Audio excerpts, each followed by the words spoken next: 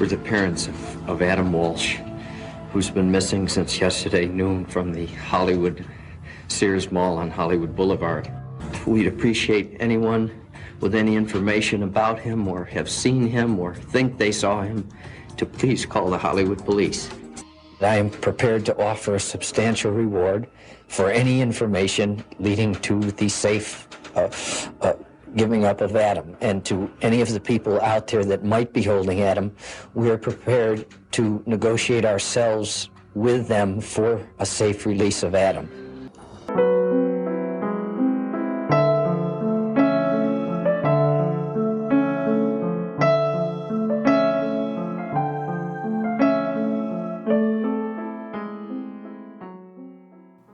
Welcome back to another week of Operation Evil. Oh my gosh, that's beautiful. Beautiful. Yeah, for real though, welcome back to another week of Operation Evil, episode 35. It is titled Code Adam, the story and legacy of Adam Walsh. I'm your host, Nyoka. I'm Rachel.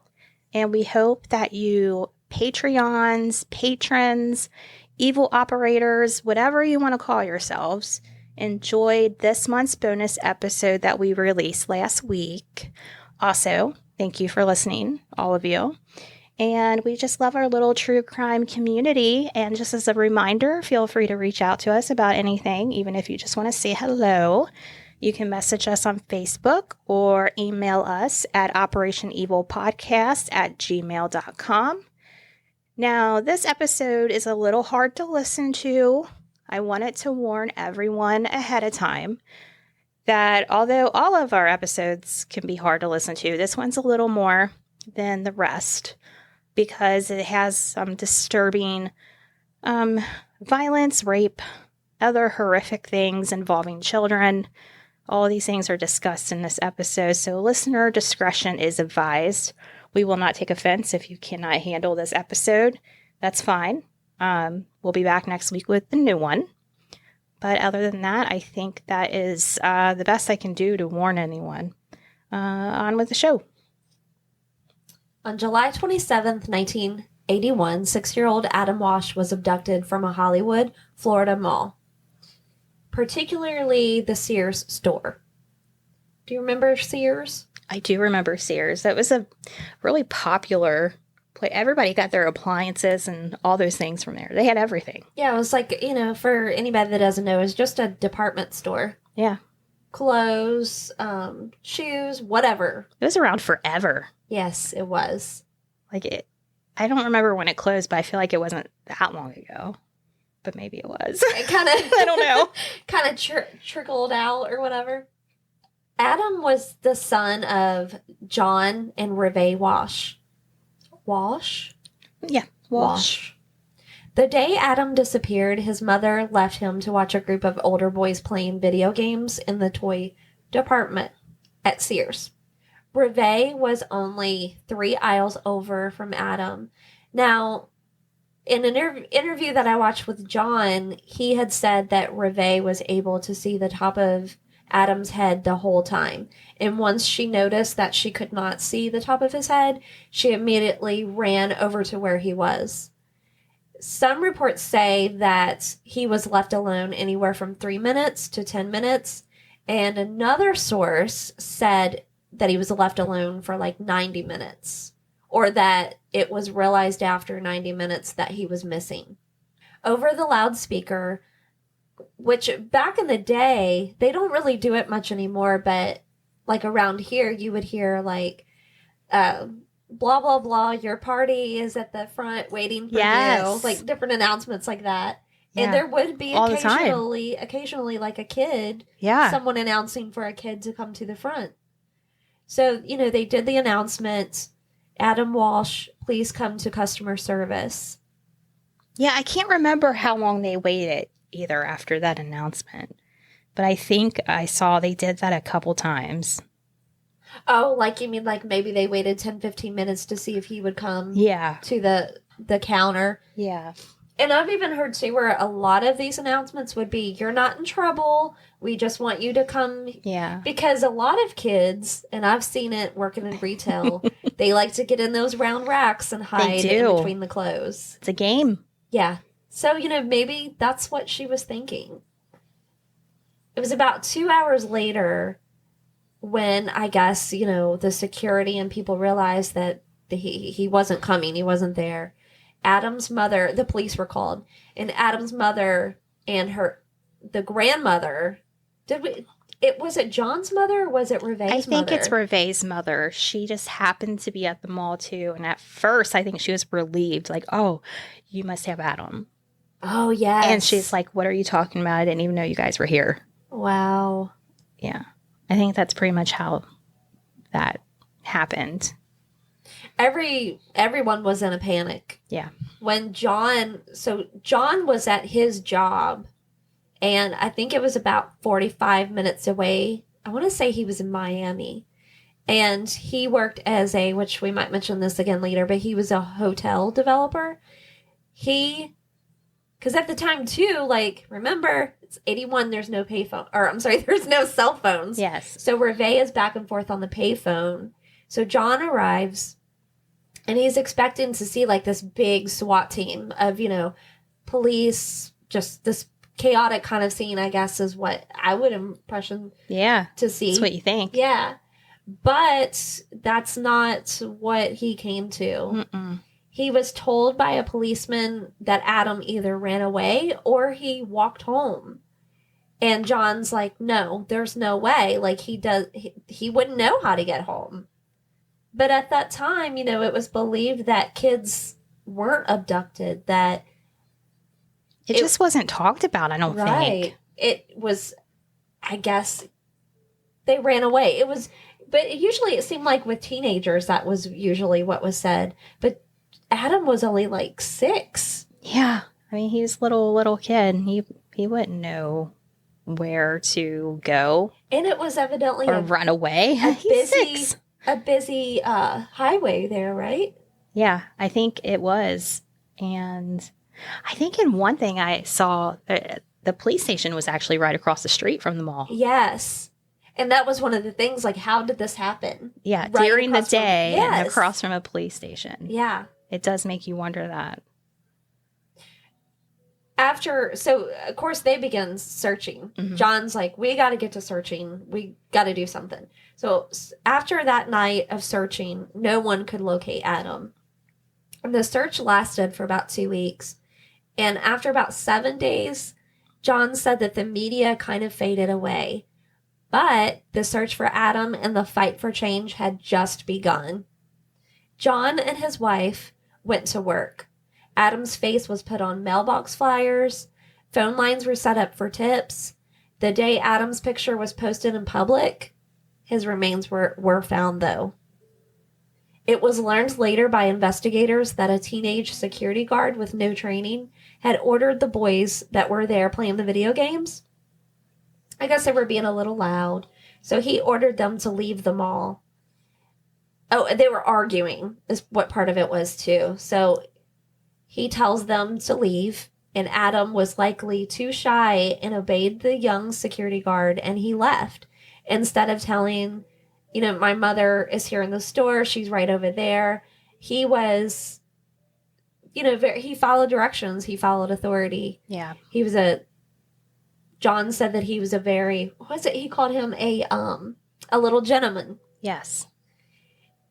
And he didn't say, well, I'm not with these boys either. So it was very possible that due to this happening, he may have been abducted outside of the mall. Maybe this person saw Adam standing there and just took advantage of the situation. Also, I don't even think that they were told about the security guard making them leave early for like years after the fact. Yes. Because they were afraid of getting sued or something. I think it was like, we might mention this again later too, so sorry if we double say that, but right. I think it was like 27 years. Yeah, I think you're right. It was a crazy amount of time that went by. Yeah. So they did find Adam's remains. They had discovered that he was murdered. His severed head was found by a fisherman in a canal between Hollywood and Orlando, Florida. But his body was never recovered. A coroner ruled that Adam's cause of death was asphyxiation. The state of the remains suggested that he had died several days before his head was found. Florida man Otis Toole confessed to the murder in October of 1983, so this is 2 years later. But he later recanted his confession and was never officially charged. Yeah, and I also want to add that another thing I read is that he confessed to this murder and recanted multiple times. Multiple times? Yeah, this wasn't just one time. He did this a few times. Wasn't it said that he was notorious for doing that? Yeah. With other cases too? Mm-hmm. Yep. And I did find this article. It was interesting and controversial facts about the case. And this one was about the hidden face in blood. What? Yeah, so there was this article by Catherine Townsend listing the 5 facts to know about the kidnapping and murder of Adam Walsh. And this one I thought was really interesting because it stated the following. It said, after arresting Otis Toole, is that how you say his name? Otis? Yeah. I always want to say Otis. I know, it looks like Otis. It looks like Otis. Otis Toole in 1983, police reportedly searched his car with luminol. It's a chemical agent used to identify the presence of blood. Many people, including John Walsh, reportedly believe that one of the photos taken of the floor of the car shows an outline of Adam's face. Oh my God. So in the movies when they spray all that stuff all over to see where the blood is when it lights up, they're saying it looked like his face outlined with blood on the carpet of the car. That would be horrifying to see that. It would. And former Miami Beach police detective Joe Matthews, who co-authored a book about the case entitled Bringing Adam Home, The Abduction That Changed America, also believes that the face was indeed Adam. So he saw it too. I tried to look for any pictures of this, but I didn't see any. Nothing came up. But that seems to be one thing about this case too, is that, some of these cases like this, there's pictures and tons of information. Yeah. As far as the crime scene. Right. There's not with this. No. And this was the early 80s too. So you're going to hear more about the evidence too. Yeah. And why maybe there's not lack of. Yeah. But others expressed doubt that this was Adam's face. Quote, but it is really Adam, or is it the forensics equivalent of the Virgin Mary on the grilled cheese sandwich? I mean, I guess I can get that, but... John Walsh had repeatedly stated that he backs Matthew's claims that the crime scene photo was Adam's face. But, I mean, the person that did give that quote... people do see faces in a lot of things. It's actually a thing. Yeah. So whether or not, as a parent, you probably do want proof in any way you can have to know, to piece together the story. Maybe your mind, I don't know. Well, if luminol can pick up fingerprints. But maybe it was his face out. I don't know. But I did find that interesting, and I think that's really the only article that mentions this too. That's really interesting. Yeah. First I've ever heard of that. Yeah. I'm sure a lot of people. Now in 2008, it was confirmed that he had been murdered and the case was closed. And they're saying that the suspect, Otis Toole, who we just talked about, was on his deathbed and he confessed to his niece that he killed Adam. He was on his deathbed in prison, if that helps with anybody. Now, I am going to play a clip right here, and it's about when they solved the case. They named him as the murderer. And then Adam's dad, John Walsh, what he has to say about this new information. I'm going to insert that clip right now.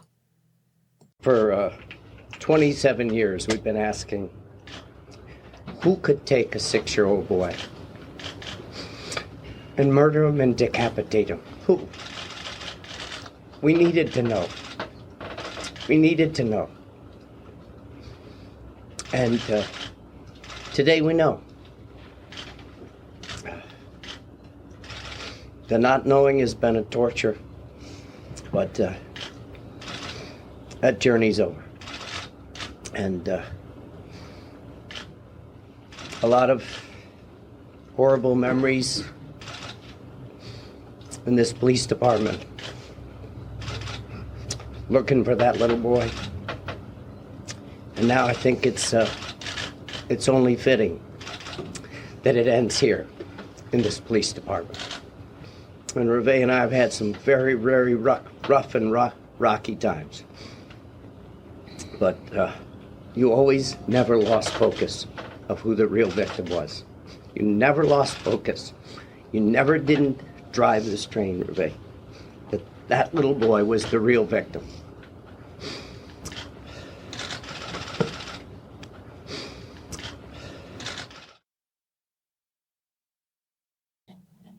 Okay, guys, that was the clip. And we're going to move on to... Do you remember what it was that Otis Toole died of? Was it cancer? What was it? It was a cancer. Was that like kidneys or something? I wonder if we mention it later. I can't remember. If not, I'll look into it. I just kind of wondered, like... Let's see. Actually, yeah, let's see right now. What did Otis Toole... And if you haven't seen a picture of this dude, you should look it up and see what he looks like. He looks crazy. He really does. He was in the Florida State Prison. Liver failure. There you go. So he died of liver failure at age 49. That's still quite young. Yep. And he confessed his niece. Now, I mean, he's done this multiple times, so... So why believe it now? Unless if he really is trying to make good before he goes. I don't know. I mean, do serial killers do that? I don't know. I mean, they say they do. Yeah. But, yeah. But we'll get a little bit... So now we're going to get a little bit more into the case, I guess, somewhat. So the case did go unsolved for many years due to procedural mistakes made in the early 80s in 81. Several major pieces of evidence were lost by investigators. That included blood-stained carpeting that was in Toole's car. DNA testing was, again, not really a thing then, but later on when it was available, it was prevented from testing that DNA. There was also a machete that was allegedly used, which I believe Nyoka, one of us will talk about. We'll come back to the machete. And the car itself. I mean, easy to lose a car, right? Sure. How did somebody lose these things? I mean, and these cars were huge. They were like boats back then. Yes. It was a week after Adam's disappearance that the FBI did step in. Police eventually realized that the circumstantial evidence had been more than enough to convict Toole. Adam's case was then seen as a failure of the justice system, and higher quality police work was demanded by widespread news calls. John says, so many mistakes were made. It was shocking, inexcusable, and heartbreaking. He said this in a 1997 an interview upon the release of his book, Tears of Rage. He harshly criticized the Hollywood PD's work on the case. And I believe for quite a few years up until the development of America's Most Wanted, which we will talk about, quite up until then. Yeah. John continues to say, people don't know this, but police kept Adam's severed head in the morgue for 27 years. saying you can't bury your child because it's an open capital murder. We could never get Adam's remains while the case was botched. Ooh, that's hard. I mean, how... So many questions about that. Yeah. I don't think that, unless it's different in each state, but I don't think that is that even a thing now, I wonder? I don't know. I feel like it's not, because they just exhumed the body. Is that the word for it? Yeah. So I don't know. How could you physically, I mean, this is a little grotesque, but how can you physically do that? I don't know. That's sad, though, when I saw that. Very sad. Yeah. At the end of that 27 years, Chief Chad Wagner at the Hollywood Police Department, he released the case files of Adams to John. The chief tells him, quote, 3 of my sex crime investigators trained at your national center. And the center we're talking about is the Center for Missing and Exploited Children. If there's bad stuff in the files, Hollywood PD needs to apologize to you and your wife. You're a hero to the cops. And then, so once the case files were turned over to John, after 27 years of his child being murdered, John gets a retired detective, Joe Matthews, and then a retired prosecutor, Kelly Ann Koch, to look at the case file, and they solved the case within a month. John said they have an end to that chapter, but it was 4 years after Toole died. So he waited 27 years, and Toole had been dead for 4 years, and he says, we'll never get closure, but at least there's an end to the chapter. Yeah. Toole was a partner of notorious serial killer Henry Lee Lucas, which I don't know much about him. I don't either, no. That was the first time I think I've heard his name before, but I don't know anything about him. Yeah, I'm horrible with names. Maybe if I hear some of the stories, then it'll sound familiar. Yeah, maybe. They confessed to hundreds of murders. Toole met Henry Lee Lucas at a soup kitchen in 1976, and they soon developed a sexual relationship. He was an American serial killer and arsonist. He admitted to multiple counts of murder, rape, and cannibalism, and was the suspect in several unsolved murders. Toole was serving 5 life sentences. God.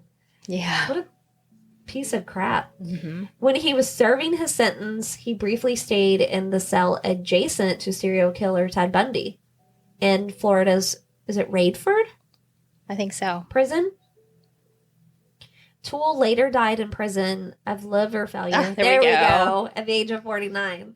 He was buried at a state prison when no one came forward to claim his body. Ha! Your niece didn't even claim your ass. Nope.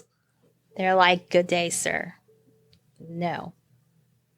Okay, so I know we gave trigger warning at the beginning, but I really want to give it right now because we got this horrific interview that I'm going to read, and it's not to be taken lightly. So the interview is with Toole, and it's by Billy Bob Barton. He's a crime beat journalist, and he explained that after interviewing many serial killers, nothing prepared him for his meeting with Toole, which is, he was also called the infamous Cannibal Kid. Oh, what a name. Mm-hmm. So Toole and Billy Bob, they met in this small room, and Toole was like chained, and they threw him in the chair for this interview and still kept him chained. And this is how the conversation went. And I even took out a lot of this stuff. That was even worse. Oh, no. Okay. I'm Billy Bob. Is it true you eat people, or is that just bull crap? Toole looked over to me and as if I were a whopper and said, you look damn tasty. If I had me a knife, I'd slit your throat and drink some blood. I noticed Toole began to drool a bit at the idea of dicing me up for stew meat. His eyes were red and crazy. He began to pant and hiss like a hungry animal. He liked the idea of munching on human meat. They tell me you eat young boys, I said. I've eaten my share, Tool admitted. Tell me about it. Tool cocked his head on one side, said in a weirdly squeaky little voice, "First I go out and I catch me a little boy. Maybe go down to a mall or shopping center and grab one there. Grab him, tie him up, use a gag, put him in the trunk of my car, and drive him to my place in the swamps. Nobody to bother me out there." Did you rape those boys? Yeah, I give it to them in the butt. Make them scream? Nah, they have a gag on, can't scream. Ever F little girls? Sure. F them in the butt, same as a boy. You F them, then you kill them? Yeah, so what? I like it. Ever kill any adult people? Plenty of them, all the time. Men, women, kids.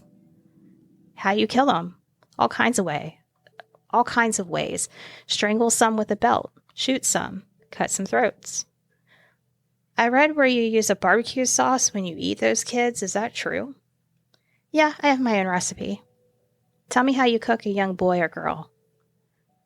After the effing, then you strip them naked, hang them upside down by the ankles, then slit their throat with a knife, slit the belly and take out the guts, the liver, the heart, cut off the head, let the blood drain. Ever kill teenagers? Sure. Get a pair of lovers parking in the woods. Easy to catch them.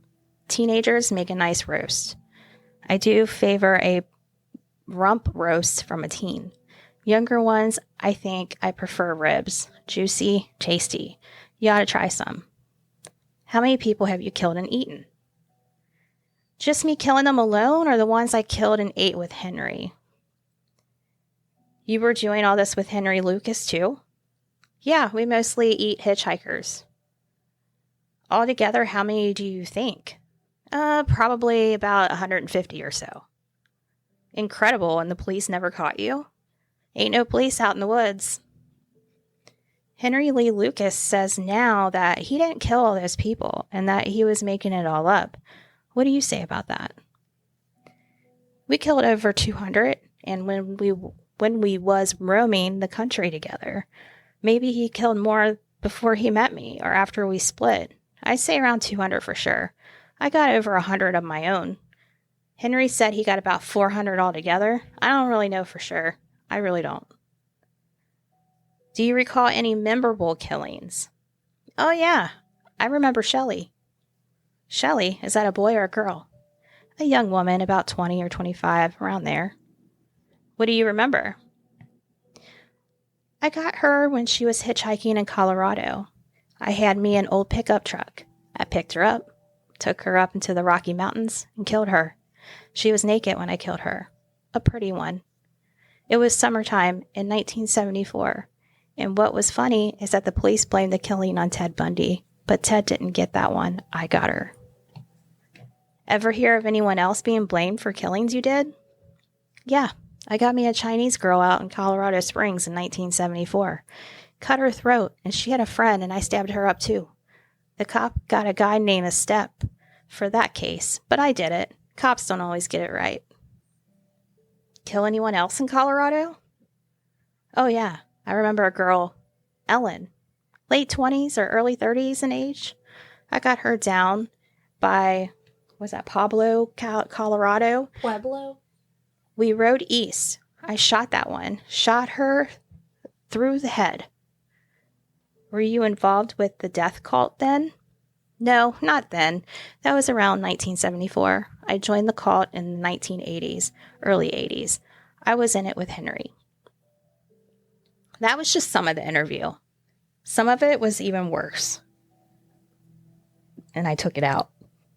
I mean, like, he literally said, I think it's funny that Ted Bundy took the rap for one of them. Yeah.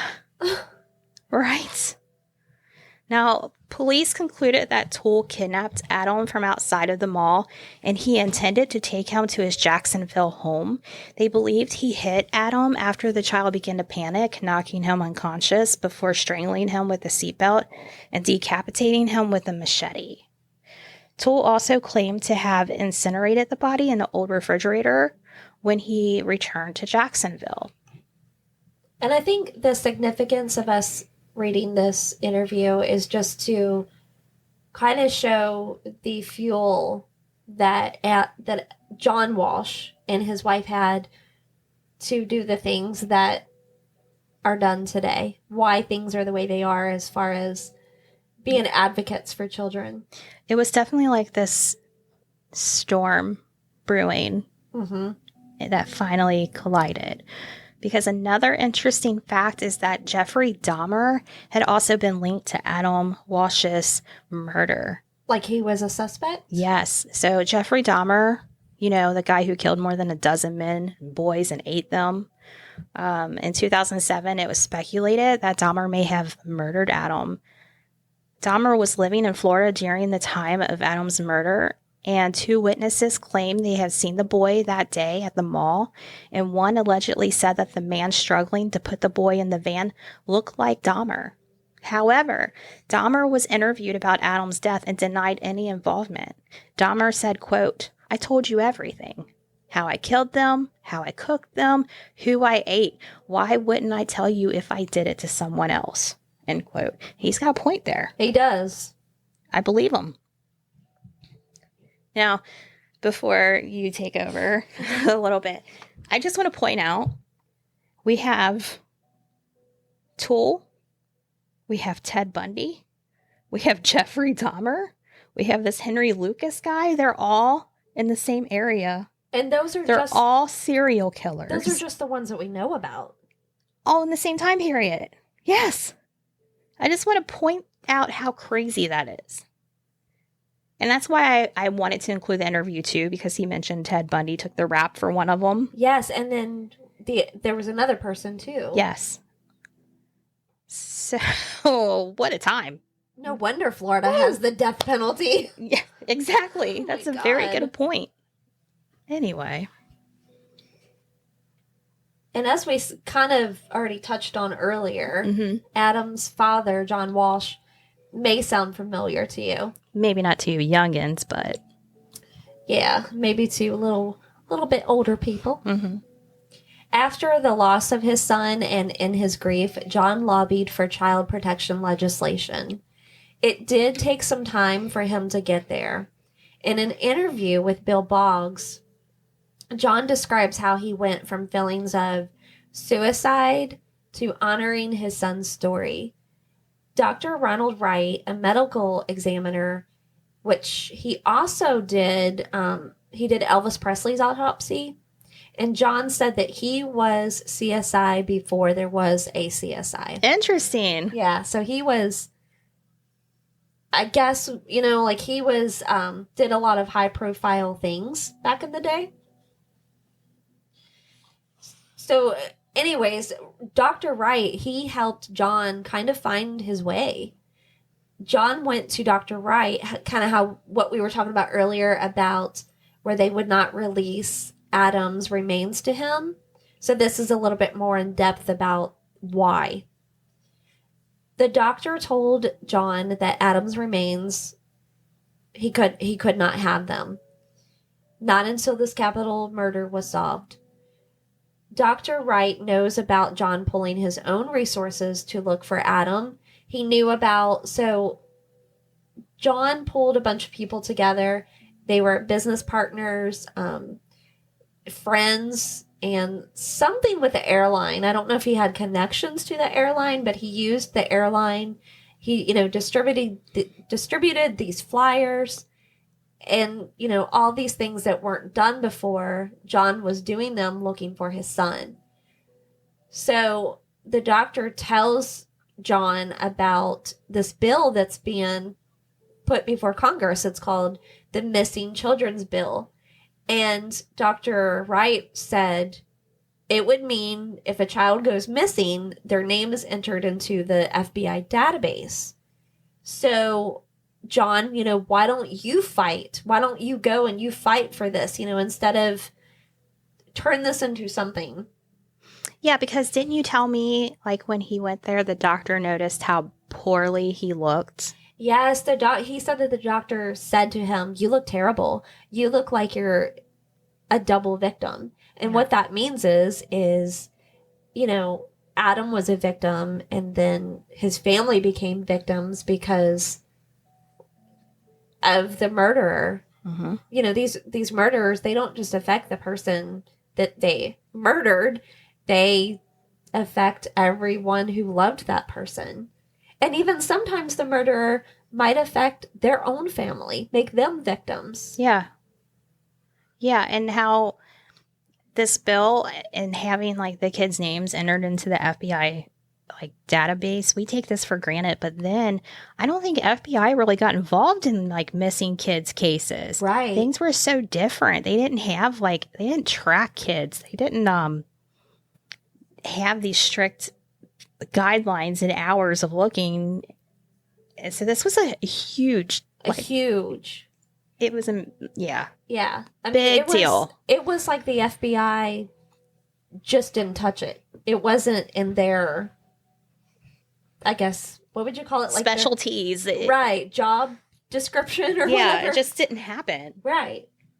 So, and of course, you know, John, he took Dr. Wright's words, and that gave him the fuel to start the fight. With the help of Senator Jay Howell and President Ronald Reagan, the Missing Children's Assistance Bill was written and passed in 1982.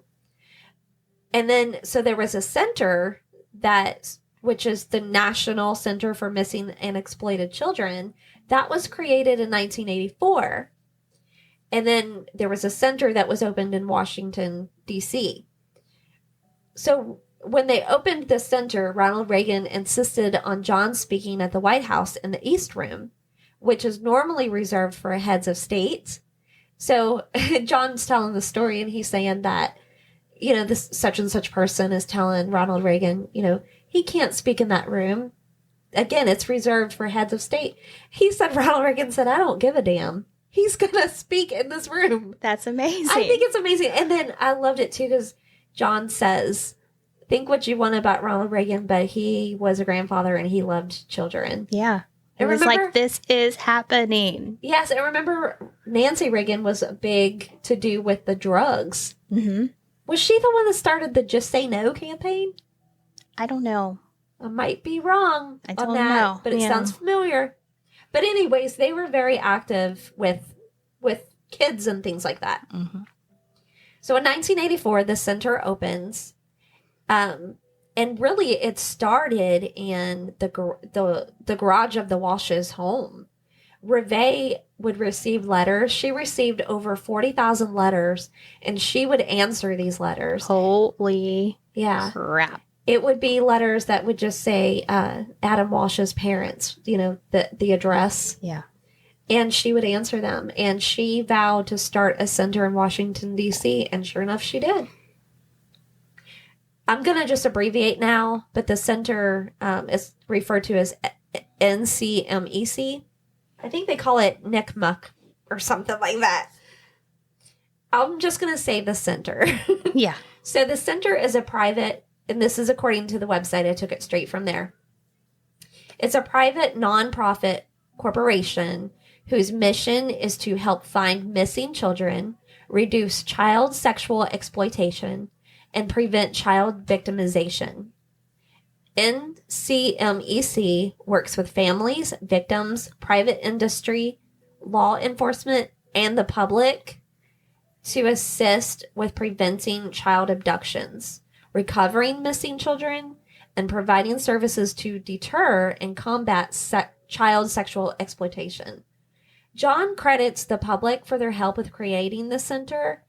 The website is full of information and resources. There is a cyber tip line where you can report any kind of suspicious online activity. So, I mean, if you have, we live in a world today where, I mean, there's that show To Catch a Predator. Yeah. You know? So if you feel like maybe it doesn't have to be your own child, but if you feel like there's something suspicious going on, you can go to this tip line and report it anonymously. Team Hope is a group of volunteers that offer support to those in need. Some of the volunteers, if not most of them, have been through their own grief with missing children. So they are victims themselves of maybe their child was abducted, or or what have you, but they're trained and they're there if you need them. There's also legal resources, even educational resources. So if you don't really know how to talk to your child about stranger danger, it's a great place to go to. You can refer to Kid Smarts is a program that they have for that. And since abductions are not always the same scenario, there are categories where they break it down into numerous situations.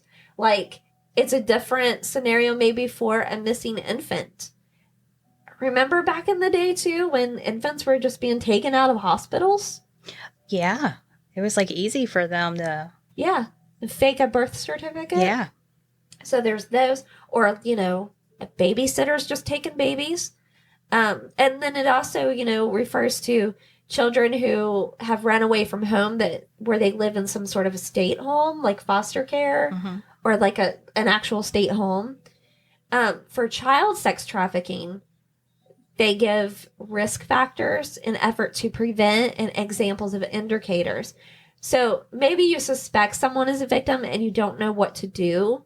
Sex trafficking doesn't always look like what we would think it would look like. Yeah. I mean, it could be a kid that attends school every day and you just don't know that they're a victim of sex trafficking.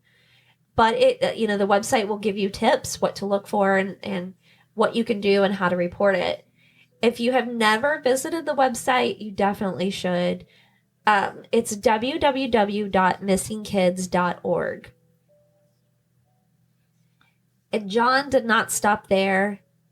He has testified at more than 100 times in front of Congress in like every state. That man stayed busy. Busy, yeah. Very busy. I am so naive to think. I honestly thought for so long that like sex trafficking, human trafficking didn't happen here. Like that's somewhere else, like a third world country. It right didn't happen here. There's no way. But I was so wrong. Wrong. I don't know about you, but the perfect way that I think of, not perfect, but the movie Taken. Yeah. That's how I think of it. Yes. And little do we know that, the next city over, there's some guy trafficking young girls out of his home. Like, I saw a story where this woman, she had met this man and they ended up together and he just suddenly turned mean. She was working a normal job. But I saw that one. And then she was scared to death, like how to leave. Yeah. It was almost like... It was like her friend's dad or something. It was almost like a pimp prostitute kind of situation. Mm-hmm. Yeah. Yeah, he like slowly eased into his true self. Yes. And trapped her. And before she even realized what was going on. Yeah. So, this is just crazy stuff. Think about it. They didn't report kids missing. So if you take a kid and just go to a different state, that state's not aware that that kid's missing. Right. That's messed up. And there's no way of communicating at all. No.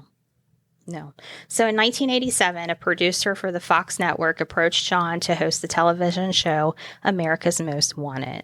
This is a new idea to television, a reality-based show that would feature a hotline for anonymous callers.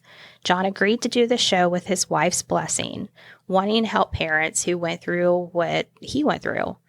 1,600 fugitives were captured and 60 stranger abducted children were brought home alive through America's Most Wanted. And I'm sure that the numbers have grown since. Oh, I'm sure. Yeah.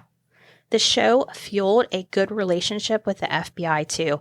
John was a critic of the FBI due to them not getting involved with Adam's case. When President Reagan signed the Missing Children's Bill, the FBI opposed the bill, but then they were forced to become involved with the missing children cases. William Sessions, the director of the FBI at the time, held a press conference with John Walsh to show the FBI's support. Same intention, same mission. It was important for John to maintain a bond of trust with the public. He wanted his viewers to know that they can remain anonymous and be able to do the right thing. Elizabeth Smart, an I did not know this until I totally didn't either. and I hope you know what the Elizabeth Smart story. Maybe we'll cover that one day. It's very famous case. Elizabeth Smart was brought home because of America's Most Wanted viewers. John says seeing her alive and back with her family was like the highlight of his career. He actually got to go meet her and her family. Amazing. Yes. Amazing. I remember being a little kid. I was born in 81, the year Adam was taken. And the show started in 87. You were born like the next month. Yeah. A month later. Yeah. And I remember this show always being on. Whether or not I really watched it, I don't know. I don't remember. I just remember the show. You know his voice. It's very distinctive. It's almost comforting, too. Yeah. It is soothing. And it was one of those shows like, if you see him, please call, blah, blah, blah. He has this tattoo on his arm. He has, or whatever. I just remember the show. I remember it very well. And do the right thing. Yes. That's what he would say. It was definitely a positive thing. Between that show and Unsolved Mysteries. Yes. Oh my God. Yeah, that was on all the time too. Those shows kind of put the fear in you. They did. You're like, what? This is happening? This happened? That Rescue 911. We grew up with that. Yeah, we did. We grew up paranoid. So yeah, I did want to throw that out there. So any of you guys that are around our age knows exactly what we're talking about. They know who John Walsh is. They know America's Most Wanted. But it did amazing things. That show really helped out a lot of people. I think we might give some statistics later about the show, but I mean, well, we kind of already did, but like, what was it? Like 17 people on the most wanted list. On the FBI's most wanted list, they captured. Yes. 17 in other countries too, not just in the United States. Yeah. Yeah, and even though he had a problem with the FBI at first and then they had this good relationship, I think they truly did want the same thing. It's just so. They didn't have the procedure or and how to do this in place. Right. And it wasn't until this work was done that it was seen it needed to be. Yeah, that it brought together everything. Because, to the FBI's defense, maybe they didn't think that it was necessary. Like, why would they need to be criminally investigating a missing kid? Yes. Yeah. When they ran away from home. Right. Because that's how they used to think. Yeah. Yeah. Exactly. John's idea of using the media in a positive way to apprehend criminals and find missing children still remains true today. He is a big advocate, using the media to get your child's face out there. And remember, there wasn't any social media. There weren't cell phones. There weren't Facebook, MySpace, any of those things ever. Yeah, you had to kind of come up with ways to get it. Yes, that's a perfect word. Mm-hmm. And he was. And he really did encourage others. He really did, because it got other people. The National Child Safety Council partnered with grocery bag manufacturers to place pictures on bags. So it would be, at the time, we did not have plastic bags, only those brown paper bags. Mm-hmm. So imagine the brown paper bag, and you would have one or two pictures of maybe the same child, or there may be two different children. And then below the picture would be missing. Their hair color, their age, last seen. You can go to Walmart today and they have a bulletin board of missing children with their pictures. Mm-hmm. Picture that, but on a paper bag. They also partnered with over 700 independent dairies and milk carton manufacturers to place pictures on milk cartons in 1984. And see, Nyoka and I both thought that John Walsh was the one who started this, but it was actually the National Child Safety Council.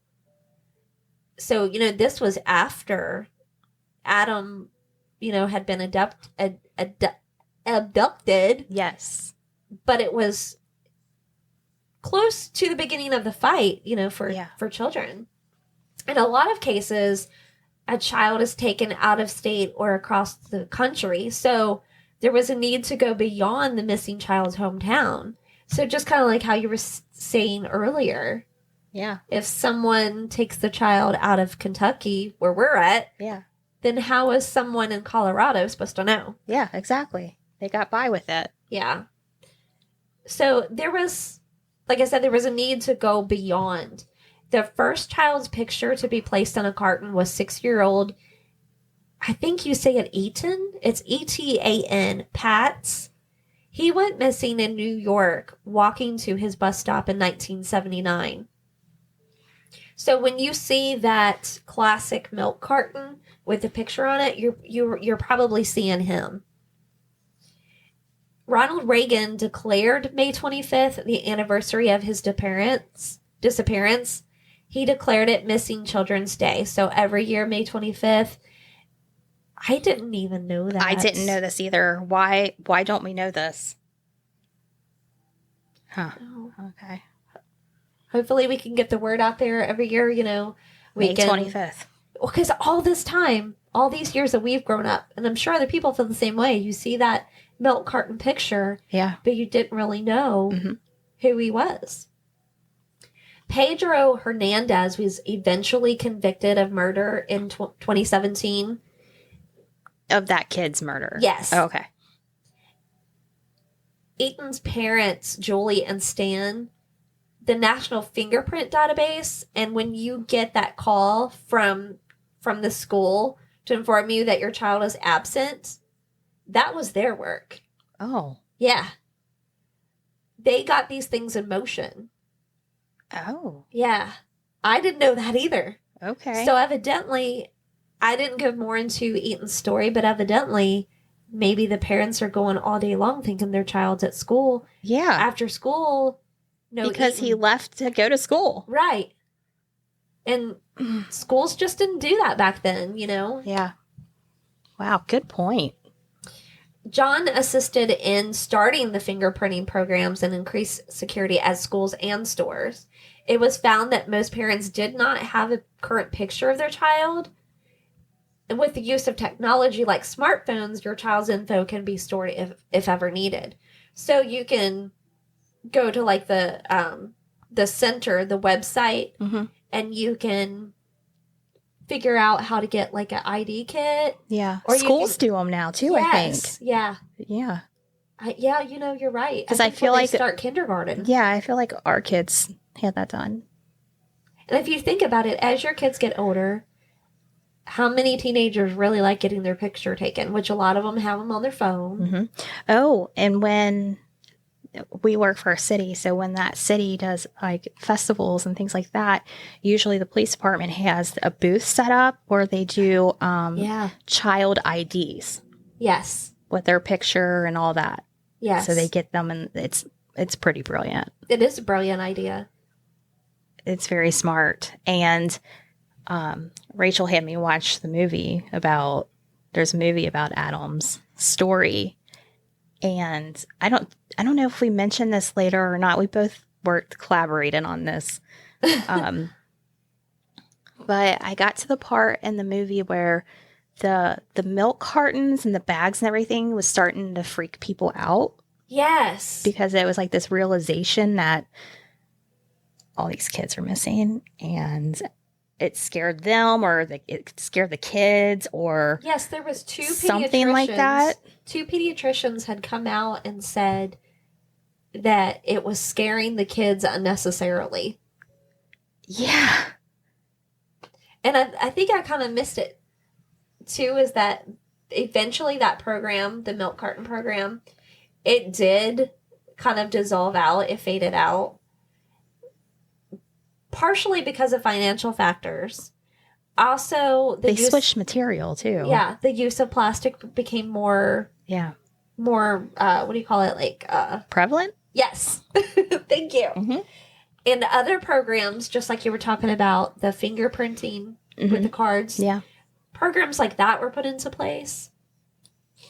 Yeah. So, yeah, it kind of faded out, but I'm glad you brought that up because, yeah, there was two pediatricians. Yeah, I just got to that part in the movie, and I'm like, So oh, I didn't know odd. that. Okay, so another thing happened. Code Adam started in 1993, 94. It was the most commonly used in retail stores, and the program was ideal really for any setting. And it teaches you what to do if a child is missing. See, I love these programs because they don't just, here's this.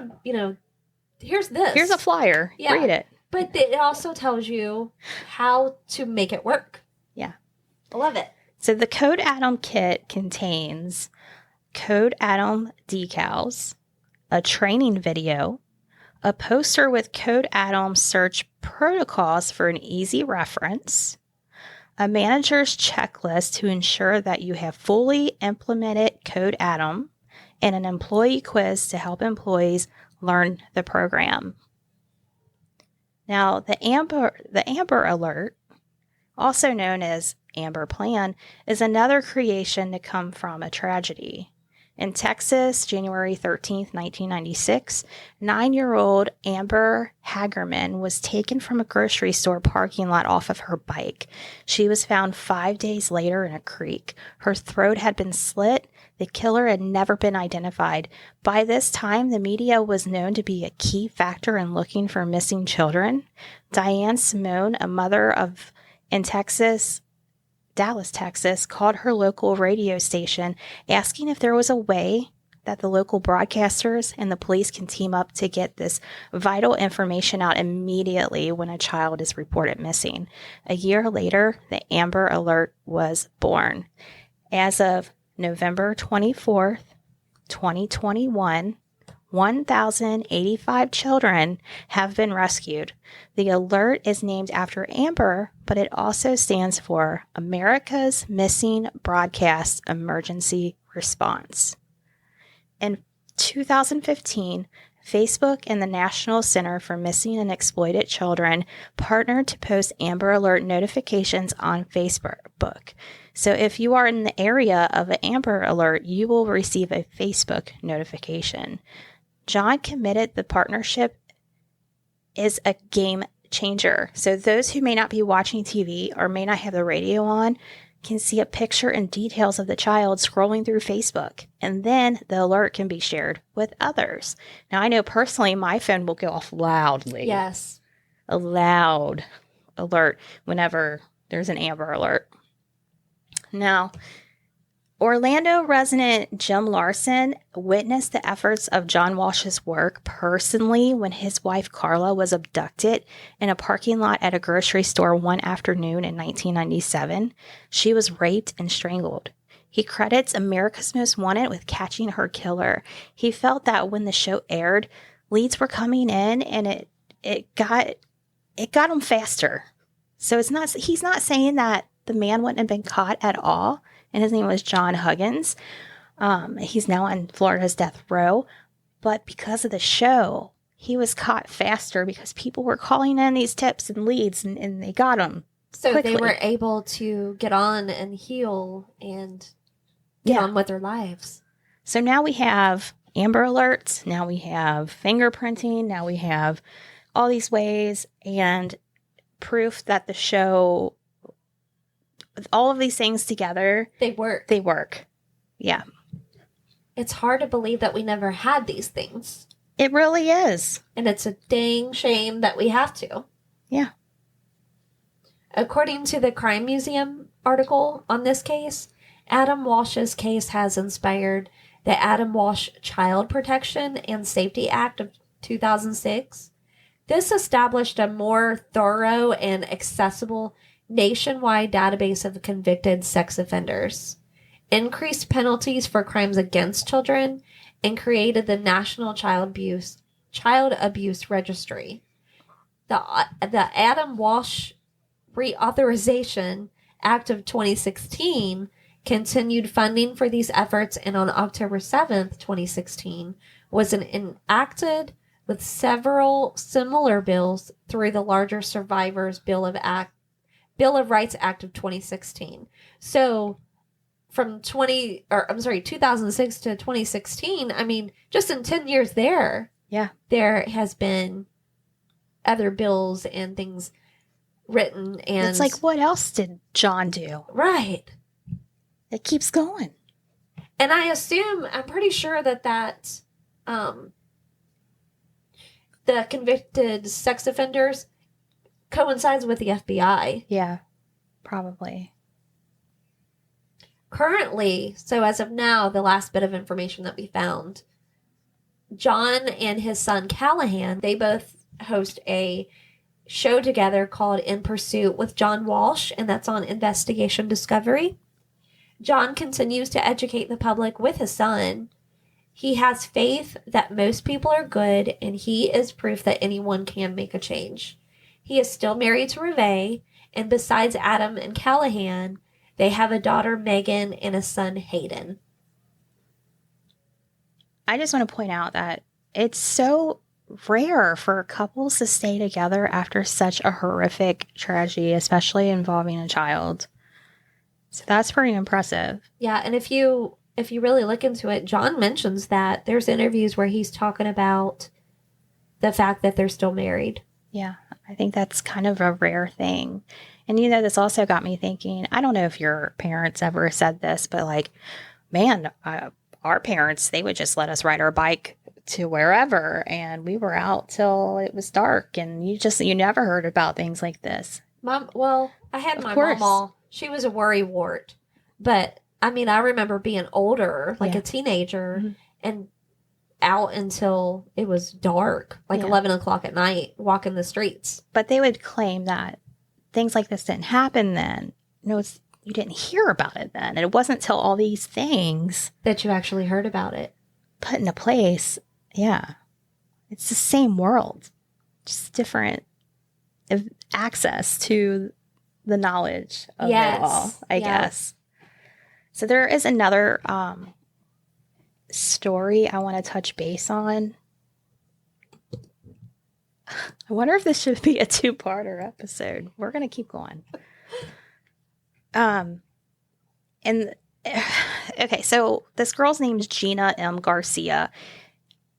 And this is all going to make sense of why I'm going to tell her story. But Gina was a tomboy. She was 8 years old.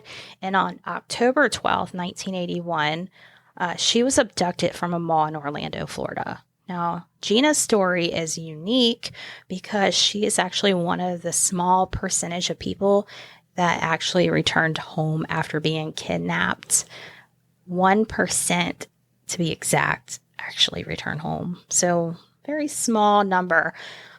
She believes that she was kidnapped by the same man who killed Adam Walsh. And this is why I want to mention her story. Yes, of course. In an article written by Dory Lewalk at the Post, written just last September 2021, Gina Garcia spoke about her experience. Oh my goodness, this is fairly new.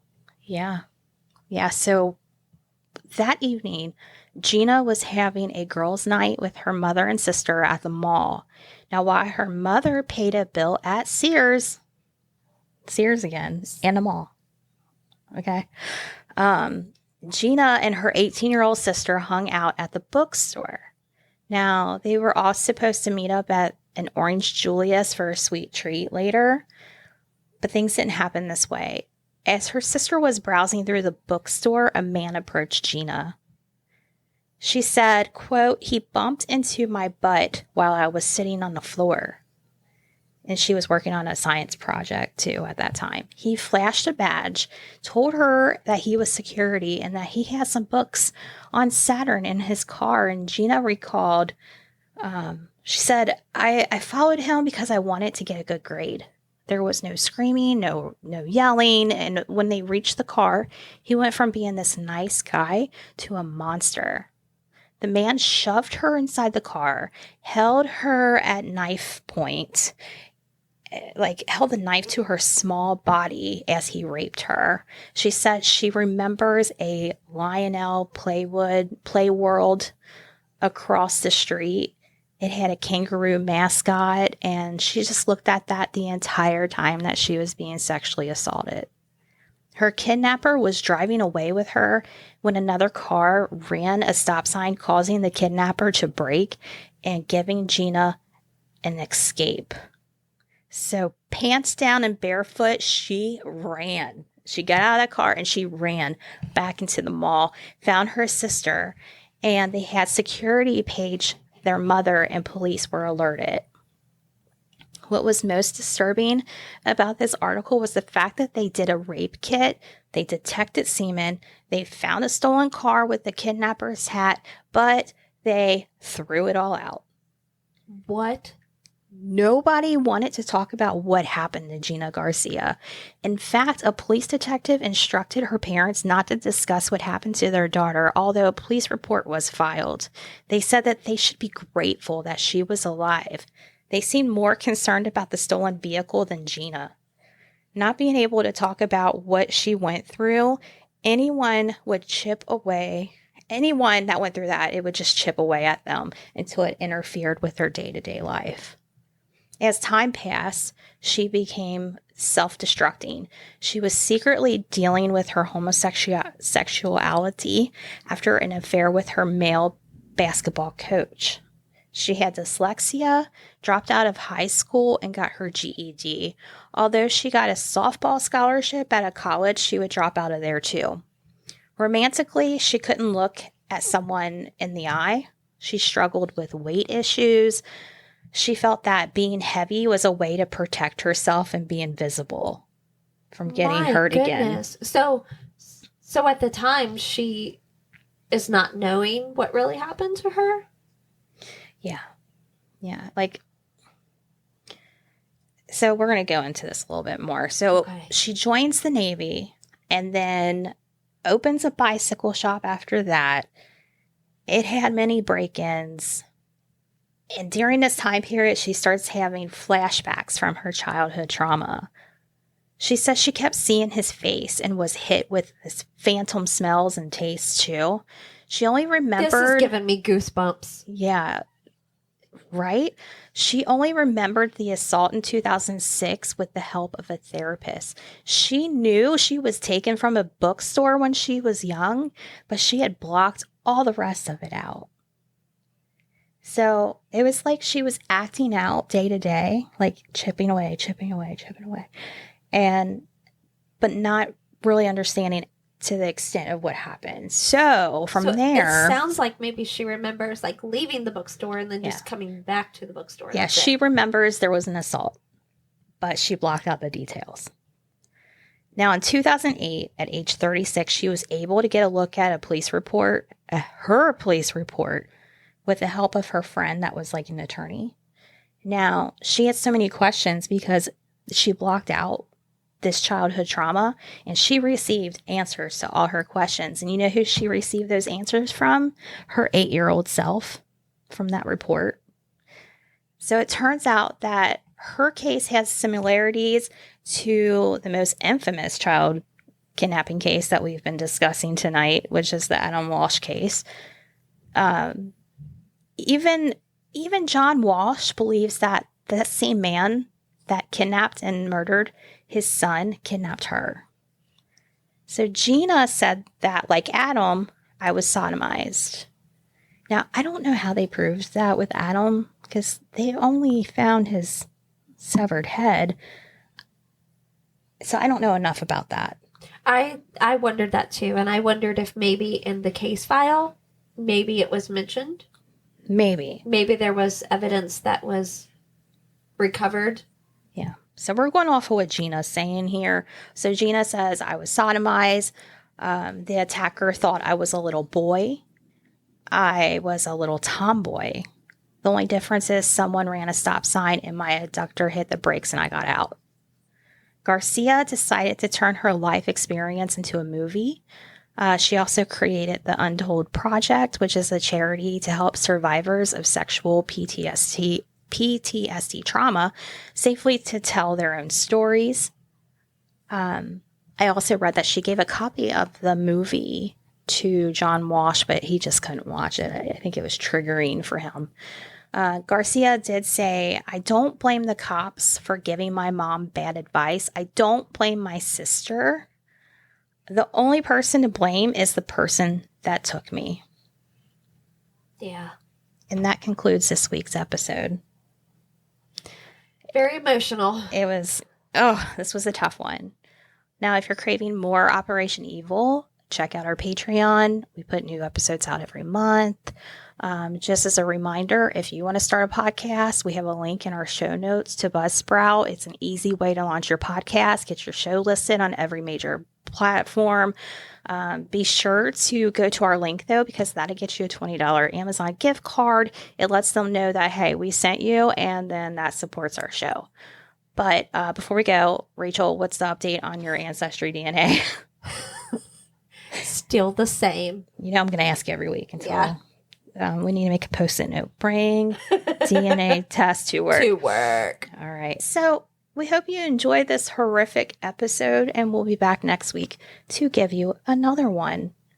But until then, we'll talk to you later. Goodbye. Bye.